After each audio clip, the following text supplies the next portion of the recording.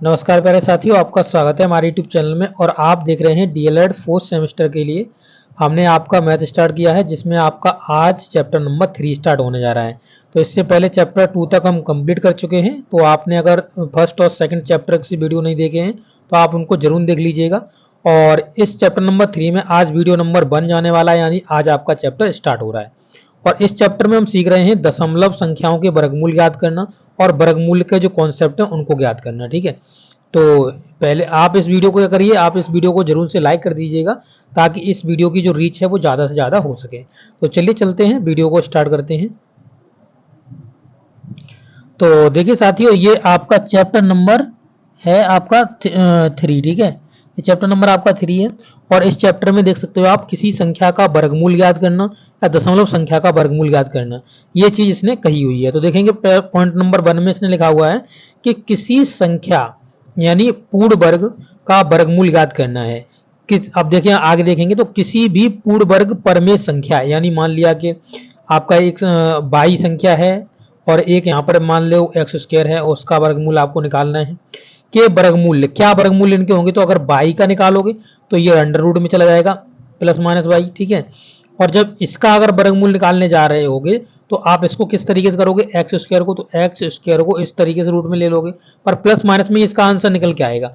तो यहाँ पर जो इसकी रूट की पावर होती है वो 1/2 होती है, तो प्लस माइनस एक्स की पावर 1/2, और इन टू में आपका 2 चल रहा है तो 2 से 2 कट जाएगा, यानी प्लस माइनस की एक्स निकल जाएगी।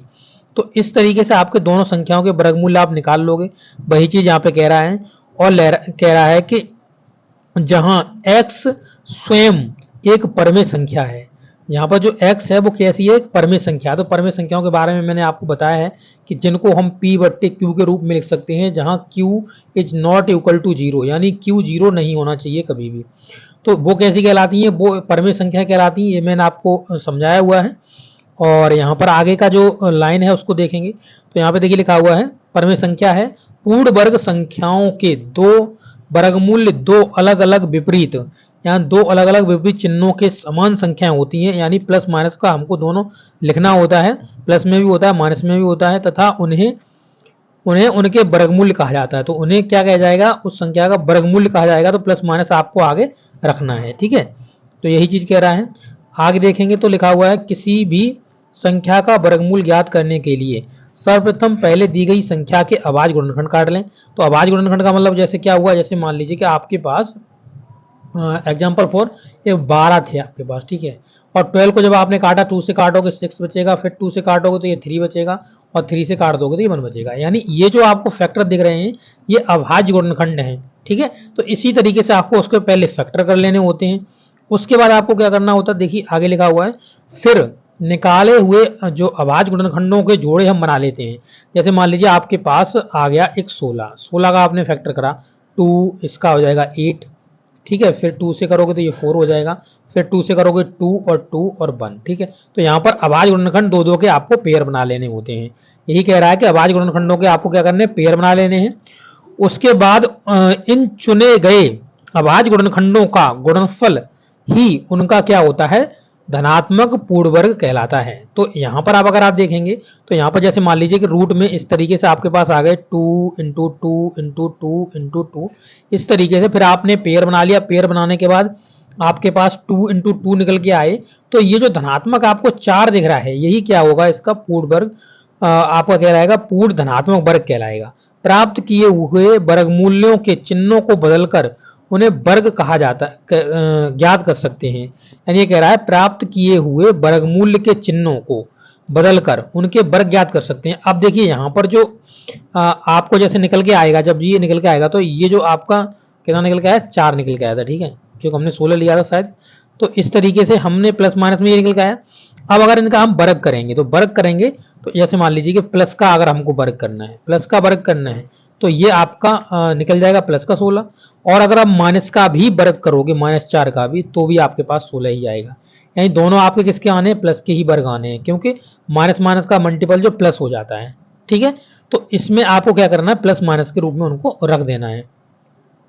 अब देखेंगे आगे कह रहा है कि किसी संख्या के अभाज्य गुणनखंडों के समान खंडों के जोड़े बनाने के बाद कोई अभाज्य गुणनखंड न रह जाए वो है संख्या पूर्ण वर्ग संख्या कहलाती है, यानी कोई नहीं रह जाना चाहिए, अगर रह गया तो वो पूर्ण वर्ग नहीं कहलाई। जैसे मान लीजिए एग्जाम्पल फॉर हमने 32 लिया, ठीक है 32 लिया और 32 में हम अब इसके फैक्टर कर रहे हैं तो ये 16 बचेगा, फिर इसे 2 से काटेंगे तो 8 बचेगा, फिर इसे 2 से काटेंगे तो ये आपका 4 बच जाएगा, फिर इसे 2 से काटेंगे तो आपका 2 बचेगा और 2 को फिर 2 से काट दोगे तो ये बन जाएगा, यानी एक पेयर दो पेयर। परंतु यहाँ पे देख रहे हो दो का पेयर नहीं बना। जब दो का पेयर नहीं बना तो इसका मतलब ये हुआ ये पूर्ण वर्ग नहीं कहलाएगा, यानी पेयर बन जाना चाहिए तभी वो पूर्ण वर्ग कहलाता है। यही संख्या यही ये बात कह रहा है, जो लैंग्वेज लिखी हुई है उसमें यही चीज कही हुई है इसने, ठीक है। तो आशा करते हैं आपको समझ में आ गई होगी। आगे देखेंगे, देख सकते हो यहाँ पर अगला है दिया हुआ है गुणनखंड विधि से वर्गमूल निकालना। तो गुणनखंड विधि से क्या करना, आपको वर्गमूल निकालना है। तो गुणनखंड विधि से वर्गमूल ज्ञात करने की विधि समझने के लिए निम्नलिखित उदाहरणों को देख लें। तो पहला उदाहरण आप यहाँ पे देखें तो लिखा हुआ 4900 का आपको वर्गमूल निकालना है।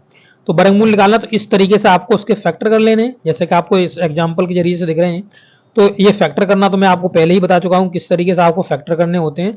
तो इन्हें अभाज्य गुणनखंडों के आपको फैक्टर कर लेने, और जब आप फैक्टर कर ले रहे हो तो इसमें आप पेयर बना लीजिए, जैसे 2 का एक पेयर बन जाएगा, फिर 5 का एक पेयर बन जाएगा, फिर 7 का पेयर बन जाएगा, यानी 2 निकल जाएगा ऊपर से, 5 निकल जाएगा, 7 निकल जाएगा।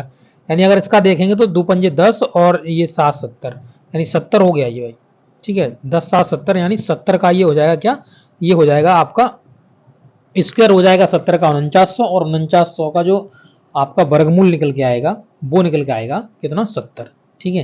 तो ये आपका प्लस माइनस में 70 निकल के आएगा। तो वही चीज आप अगर नीचे जाएंगे तो आपको यही चीज देखने के लिए मिलेगी। तो आप यहाँ पे देख सकते हो कि यहाँ पर इसने पेयर बना लिए हैं, और पेयर बनाने के बाद ये 70 का स्क्वायर इधर से, फिर इसने रूट ले लिया, रूट लेने के बाद आपको यहाँ देख सकते हो प्लस माइनस का 70 निकल जाएगा। अगर आप 70 का प्लस करके एक बार स्क्वायर करोगे फिर भी 4900 आएगा। जैसे इसका उल्टा कर लो, जैसे मान लो कि इसे प्लस का 70 इंटू प्लस का 70 करोगे, यानी इस तरीके उल्टी लगाएगा और यहाँ पे 70 करोगे तो प्लस प्लस तो प्लस ही रहेगा, 70 कितना हो जाएगा 4900 हो जाएगा। अगर आप इसे माइनस से करते हैं फिर भी आएगा, देखो माइनस का आपका 70, सॉरी 4 लिख दिया 70, ठीक है, इंटू में माइनस का 70, फिर भी आएगा ये आपका 4900, क्यों माइनस माइनस क्या होता है प्लस होता है, ठीक है। तो इसलिए यहाँ पे प्लस माइनस लिखे हुए हैं, उनसे कोई फर्क नहीं पड़ता, ठीक है। तो आप यहाँ पे समझ चुके हो। अगला देखेंगे तो अगले में ये कह रहा है कि हमें 11664 का हमको वर्गमूल निकालना है। तो आप देख सकते हो यहाँ पे इन्होंने फैक्टर कर लिए। अब फैक्टर तो आप आसानी से कर ही सकते हो, कोई दिक्कत नहीं है। तो इसे आप क्या करेंगे, आप सीधा ऐसे लिख सकते हैं इस तरीके से 11600 हो गया आपका 64, बराबर में इसके जो फैक्टर हैं वो इस तरीके रूट में फैक्टर लिख सकते हैं। आप नीचे देख भी सकेंगे तो इसका क्या करा है, इसने फैक्टर्स बना लिए हैं, ठीक है। तो यहाँ पर भी आपको चाहो तो आप शुरू में ही इसका ले लो रूट, इसका भी शुरू में ही रूट ले लो इस तरीके से, तो भी आपका क्वेश्चन सही होगा। अगर नहीं ले रहे तो कोई दिक्कत नहीं है, इधर स्क्वायर बना लो, और यहाँ से आप जब निकालोगे इसका जो स्क्वायर हटाओगे तो ये जो अगर स्क्वायर हटाओगे तो इधर ये रूट में चला जाएगा, ठीक है। तो 11664 ये रूट में हो जाएगा और बराबर में 108 रह जाएगा, 108 प्लस, ठीक है।